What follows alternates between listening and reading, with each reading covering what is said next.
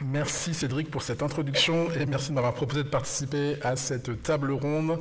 Donc Mathieu Schwer, je suis enseignant au département de médecine générale de Rouen et quelques liens d'intérêt en lien avec cette présentation. D'une part, ma participation au bureau national du CNGE et d'autre part, mon statut de membre de l'équipe qui développe justement ce projet P4DP dont je vais vous parler et dont on a déjà beaucoup parlé. Donc Marguerite Cazeneuve a explicité effectivement l'ambition de l'assurance maladie de s'inscrire dans une perspective d'amélioration de la qualité et de la pertinence des soins, qui est illustrée par ce volet spécifique de la nouvelle convention. C'est bien entendu une ambition qui est partagée par les professionnels de santé et je crois que les quelques interventions qu'on a vues précédemment en témoignent assez largement. Cette ambition vient s'articuler avec un certain nombre de stratégies et notamment la stratégie gouvernementale autour du numérique en santé qui s'établit jusqu'à la fin de cette décennie, qui contient un certain nombre de jalons et qui s'appuie notamment sur un programme de financement, le programme France 2030. C'est justement dans le cadre de ce programme France 2030 que le projet P4DP a été financé. P4DP pour Platform for Data in Primary Care. Et P4DP, c'est donc un entrepôt de données de santé en soins primaires qui est développé par un consortium qui comporte à la fois des acteurs académiques, le CNGE, les universités de Côte d'Azur et de Rouen-Normandie, le CHU de Rouen, un acteur public, le Health Data Hub, et un industriel qui s'appelle Le Mix, et qui évidemment construit cet entrepôt dans le strict respect de la réglementation actuelle, et notamment du référentiel CNIL, entrepôt de données de santé. Il le construit via des partenariats avec les principaux éditeurs de logiciels de gestion de cabinet. Et donc l'enjeu, c'est de faire participer plus de 2000 médecins généralistes à cet entrepôt, d'exporter les données de consultation de ces médecins dans l'entrepôt, afin de répondre à un certain nombre de cas d'usage. D'une part, faciliter l'identification de patients qui peuvent être inclus dans des projets de recherche ou dans des protocoles de collaboration. D'autre part, faciliter la surveillance épidémiologique, et notamment via une collaboration assez forte avec le réseau Sentinelle. Et enfin, proposer à ces professionnels de santé un certain nombre d'indicateurs de qualité des soins et de qualité des parcours de soins. Donc le projet P4DP est en cours de développement actuellement, il n'est pas finalisé. Et on va donc, pour cette présentation, s'appuyer sur des données qui sont issues du projet pilote de P4DP qui s'appelle Primège, qui a été élaboré autour de 4 maisons de santé en Normandie. 4 maisons de santé qui regroupaient 39 médecins environ, et pour vous donner donc un ordre d'idée, 39 médecins, ça correspond à peu près 100 000 patients et environ 3,5 millions de consultations. Donc les données ont été extraites sur une période d'une dizaine d'années environ, entre 2012 et 2022, et elles concernent toutes les données potentielles présentes dans le dossier de vos patients, autrement dit des données relatives à la consultation, motifs, diagnostic, observation, tout l'historique de santé du patient, les prescriptions de médicaments, d'examens complémentaires, les données biométriques et un certain nombre de données démographiques. Et donc les perspectives offertes par P4DP dans le cadre de cette thématique de la pertinence et de la qualité des soins, on peut les organiser en 3 grands axes. D'une part, faciliter la mesure de la qualité des soins, aussi bien en termes de procédures que de résultats. D'autre part, pour les équipes de soins, faciliter les approches populationnelles, faciliter la réalisation d'un diagnostic de santé au niveau d'un territoire et surtout faciliter le suivi de ces interventions. Et puis enfin, améliorer la qualité des soins via des outils d'aide-diagnostic ou de la médecine prédictive. Donc 2 éléments.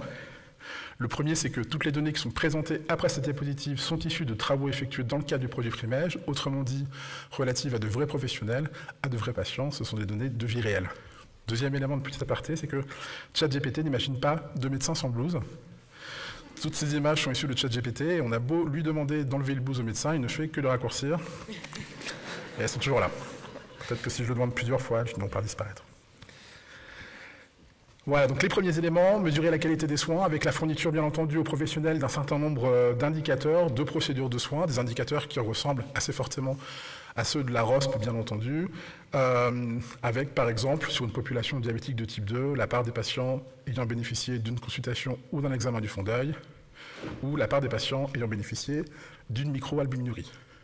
L'enjeu c'est d'une part de pouvoir comparer la mesure de ces indicateurs avec celle des professionnels de sa structure de soins, de sa CPTS, de son département ou de sa région, mais c'est aussi de reprendre le contrôle sur ces indicateurs et sur ces données. Deuxième élément, toujours sur les procédures de soins, proposer des perspectives un petit peu plus collectives. Là, ce graphe représente les tendances de prescription d'antibiotiques par classe au sein de Primège, donc au sein de ces 4 maisons de santé sur une dizaine d'années. Et donc ça permet d'avoir une visibilité au sein d'une ou plusieurs structures de soins sur la manière dont ces prescriptions évoluent et dont notamment les recommandations viennent s'implémenter au fur et à mesure dans la pratique. Et ce qu'on constate par exemple, c'est, ce qui n'est pas vraiment très surprenant, c'est la hausse assez récente des prescriptions d'analogues de GLP-1. Et par contre, ce qu'on observe également, c'est que finalement, malgré la publication relativement importante ces dernières années de données sur la balance bénéfice-risque plutôt défavorable des sulfamides dans cette indication, une prescription qui reste relativement stable. Ça donne des perspectives en termes d'orientation de la formation médicale continue qui peuvent être intéressantes. Ensuite, on va évidemment proposer des indicateurs qui sont plus basés sur des procédures, mais sur des résultats en termes d'état de santé. Toujours sur des patients diabétiques, c'est le genre de tableau de bord qu'on peut fournir aux médecins généralistes qui participent à P4DP. À gauche, la distribution des valeurs de clairance chez mes patients diabétiques.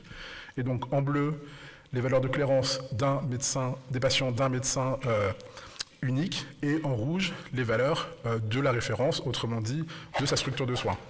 Et donc on constate que chez ce médecin, il y a un certain nombre de patients à gauche, diabétiques, avec une insuffisance rénale importante, plus que pour sa structure de soins. Et donc, encore une fois, des enjeux potentiels en termes de formation, mais surtout des enjeux en termes d'identification chez ces patients de potentiels médicaments néphrotoxiques qui peuvent venir impacter leurs résultats. La même chose en termes de valeur de LDL sur le graphe de droite. Mesurer la qualité, c'est pas seulement fournir des indicateurs, mais c'est aussi proposer des travaux de recherche autour de l'évaluation des pratiques. Et donc 2 exemples de travaux qui ont été menés dans le cadre de Primège. Un premier exemple à gauche autour de la BPCO. Donc c'est Camille Martin qui a réalisé ce travail. Elle a élaboré un algorithme d'identification de la BPCO au sein de l'entrepôt de données Primège. Un algorithme qui était basé sur des données thérapeutiques, des données cliniques, et puis évidemment le statut vis-à-vis du tabac. Et donc on a appliqué cet algorithme au sein de l'entrepôt et on a identifié l'ensemble des patients à très haut risque d'être BPCO. Et ça constitue l'ensemble des patients situés sur ce carré. Et en rouge, c'est les patients chez qui le diagnostic de BPCO avait été effectivement structuré par le médecin dans son dossier médical. Et quand on fait la différence, quand on compare ces deux populations, on se rend compte que la population des patients diagnostiqués BPCO de manière structurée dans le dossier, c'est une population qui est plus âgée, de 8 ans environ, qui est plus symptomatique, qui consomme plus de soins et qui a plus de comorbidités. Voilà, évidemment, ce n'est pas qu'un problème de stratégie diagnostique, c'est aussi une problématique de structuration de la donnée au sein du dossier, mais ça ouvre quand même un certain nombre de perspectives sur l'utilisation d'outils d'aide au diagnostic et d'accompagnement du médecin dans la prise en charge de ces maladies dont le diagnostic n'est pas toujours simple. Deuxième exemple intéressant également, c'est Benjamin Soudet qui a effectué ce travail toujours sur cette même base. Il a travaillé sur les infections urinaires masculines, qui ne sont pas forcément une pathologie très prévalente en soins primaires, mais c'est une pathologie qui est relativement consommatrice d'antibiotiques et actuellement qui bénéficie de recommandations qui sont assez monolithiques en termes de prise en charge, avec une prescription de 15 jours de quinolone systématique, quel que soit le terrain et le tableau clinique. Et donc il était regardé quelle était la prise en charge, à la fois diagnostique et thérapeutique, de ces infections urinaires masculines en médecine générale. Et donc, on s'est rendu compte que les infections urinaires masculines qu'on prenait en charge en ville, c'était des infections urinaires qui étaient plutôt peu fébriles et plutôt centrées sur des signes fonctionnels. Et donc, c'est venu renforcer un petit peu un signal qu'on a retrouvé à plusieurs reprises dans des essais, dans des études étrangères, qu'il existe probablement des infections urinaires basses chez l'homme et que ce serait probablement intéressant d'identifier des stratégies thérapeutiques pour ces patients qui sont un peu différentes, des stratégies thérapeutiques qu'on utilise à l'hôpital pour des tableaux qui sont vraiment très centrés sur les syndromes infectieux. Et donc, ça a permis l'élaboration d'un protocole de recherche qui s'appelle FOMUTI et qui vise à évaluer l'efficacité de la fosfomycine dans l'infection urinaire masculine chez l'homme. Un petit peu redondant. Deuxième axe, La facilitation des approches populationnelles. Et la première manière de faciliter une approche populationnelle, ça va être de pouvoir décrire l'état de santé d'une population. Et ça, évidemment, ça va être possible via la fourniture de tableaux de bord qui vont décrire l'ensemble des diagnostics et des motifs de consultation et des historiques de santé de la population qui est prise en charge, au niveau d'un médecin individuel, bien entendu, mais également au niveau d'une structure de soins, d'une CPTS, etc. C'est ça qui va permettre de pouvoir identifier les problématiques de santé prioritaires et de mettre en place des interventions pour y répondre. Donc, par exemple, une équipe de soins qui souhaite s'intéresser à la problématique du surpoids et de l'obésité de l'enfant, ce qui va pouvoir être intéressant, c'est d'évaluer un petit peu la manière dont les IMC des enfants qui sont pris en charge viennent se distribuer. Et donc, c'est ce qu'on a fait avec une équipe parisienne, c'est ce qu'on a commencé à faire avec une équipe parisienne. Et le médecin DIM de Primège a essayé, sur ce graphe, de représenter la distribution des IMC de l'ensemble des enfants qui sont suivis dans Primège. Ça nous donne ça. C'est quand même une manière intéressante aussi de venir se représenter la problématique. Ça permet d'identifier, quand on regarde le haut du graphique, aussi bien chez les filles que chez les garçons, que cette problématique est réelle et qu'il y a une réelle prévalence du surpoids et de l'obésité, mais finalement qui reste relativement similaire à la prévalence nationale. Et on peut aussi envisager d'utiliser ce genre d'outils pour aller suivre l'effet des interventions qui vont être mises en place via ces structures de soins. Troisième axe, l'amélioration de la qualité des soins via les outils d'aide au diagnostic qui vont pouvoir être élaborés et être améliorés progressivement à l'aide des données qui sont produites par l'entrepôt, et donc qui vont pouvoir nous aider à diagnostiquer des maladies dont les symptômes sont peu spécifiques. On peut penser à l'insuffisance cardiaque, on peut penser à la BPCO, et puis évidemment de venir accompagner le diagnostic de maladies qui sont basées sur des données biologiques, typiquement l'insuffisance rénale ou les maladies hématologiques. Et là, bien entendu, l'enjeu n'est pas seulement d'aider au diagnostic, mais surtout de venir effectuer un petit peu de prédiction pour pouvoir anticiper un petit peu l'arrivée du patient dans la pathologie et mettre en place des démarches correctives. On arrive sur la médecine prédictive. Vous avez peut-être vu ce matin la présentation de David Darmon sur l'outil Health Predict.